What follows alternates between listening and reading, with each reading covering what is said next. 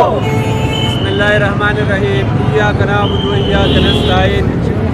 مشرانو کشرانو زموږ د نننۍ راغونډې مقصد خپل را روان نسل چې کوم دی هغه د دې شهید په لاره باندې را روان دی. د دې نسل لپاره خپل ځان قربان کو.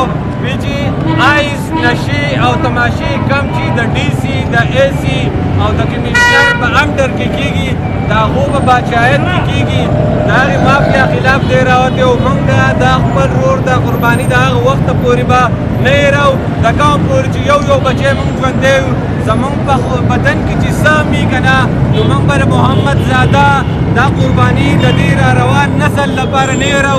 هغه د دې را روان نسل لپاره را پاڅېدلی و چې دا را روان نسل چې کوم دی تباهي طرف ته روان دی. ډرګ مافیا چې کوم ده هغه همیشه لپاره د دې علاقې د نوجوانانو د تباهي دپاره د دې هرې محکمې مشران چې څومره هم دي هغو همیشه لپاره دا سمګلران سپورټ کړي دي او سپورټ کوي یې. دا محمد زاده اواز دا چې تاسو دا څومره بیروکراسي چې ده څومره چې ډرګ مافیا ده دا د دې نوجوانانو نسل نور مه تباه کوئ. نو د هغه دغه اواز زما او ستا د مستقبل لپاره زموږ د دې علاقې د نوجوانانو د مستقبل لپاره راوتی و. حق اواز هغو خاموشولو کوشش کوو.